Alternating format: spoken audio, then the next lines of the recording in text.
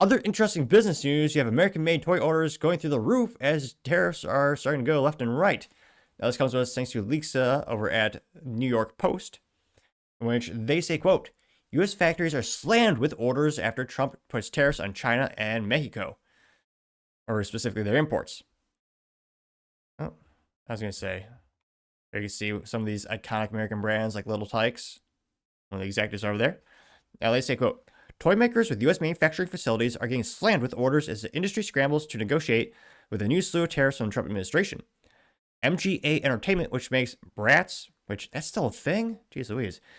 And LOL Surprise Dolls, didn't know that was a thing, also owns 56-year-old Little Tykes, which means it's, I was going to say, I don't know if it's 40 years old. I don't think it's a Little Tyke anymore. It's a grown up. But nevertheless, which Little Tykes with manufactures larger indoor and outdoor toys in Hudson, Ohio. The facility will hire more workers as it lines up a, quote, select group of toy companies who believe it will become a long-term client, according to MGO CEO Isaac Lorraine. Isaac says, quote, we have received many inquiries and we have the capacity, he says, which of all the things they make, I'm pretty sure the most iconic thing is that funny Little Tykes toy car, which is actually more reliable than Ford. Well, I'm not saying much. Now they say, quote, a 20% tariff on goods made in China and 25% tariff on Mexican and Canadian made products are directing demand towards a small group of toy manufacturers in the U.S., including so-called 3D printing farms that can make products domestically for companies that typically manufacture overseas.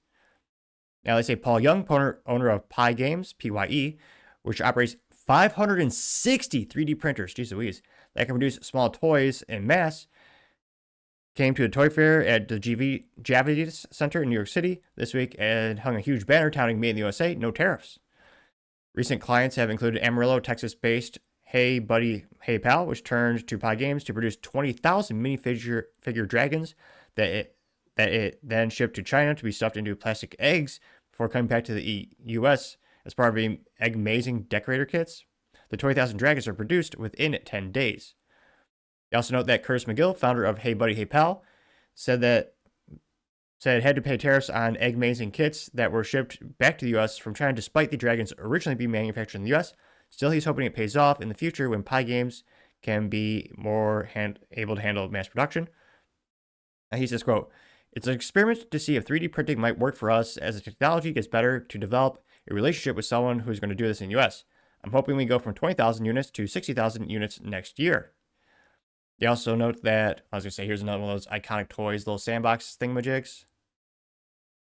They say Simply Play 3, which makes outdoor equipment including sandboxes, slides, and playhouses at a factory in Streetsboro, Ohio, will need to hire more workers and shift operations to 24/7 operation, said Brian McDonald, who's the vice president of sales and manufacturing. Recent Play recently inked a deal to make education toys for the company that had been manufacturing overseas, although he did decline to mention which one it was. Now, Mr. McDonald says, quote, I think we'll have more business as the tariffs ramp up.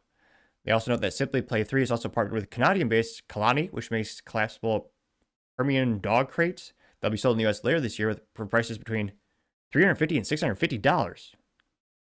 Jeez Louise, I know people love their dogs, but that much just to put in a box? You know, cardboard is free, folks, or darn near free. Now, you also have Chief Executive Officer Sean Alexander, the Kalani founder, saying, quote, in the U.S., I can save the 4 to 5 weeks it takes on the water, and I don't have to pay a 30% deposit up front for shipping. They say the trade-off is Kalani's cost will increase because the labor is more expensive in the U.S. Yes, that as well as regulation and unions, and yeah, there's that dog crate, which it looks pretty cool, but geez Louise, you know, $600? I mean, I know it lasts a dog's lifetime and then some, but I'm the only one who just, like, if I had a dog, just get a cardboard box. I mean, I'd poke holes in it. It's like I'm heartless, but geez Louise, that much money for it?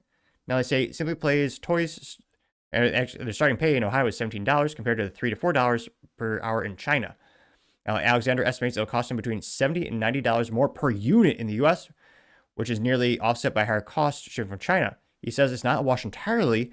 We will have to raise the retail price by about $15. Still, Alexander Kalani will continue to use his Chinese factory to make dog crates for his Canadian customers because Canadian implemented a 25% retaliatory 25% tariff this week on goods that are made in the USA and shipped to Canada.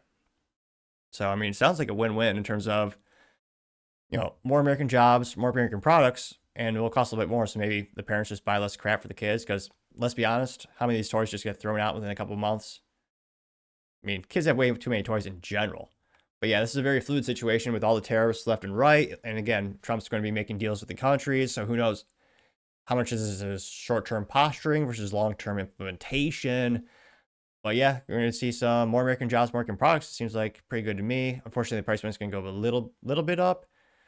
But let me know your thoughts and comments. Do you think it's overall a net new good thing for the United States? Let me know, because as always, be fascinated to hear what you have to say.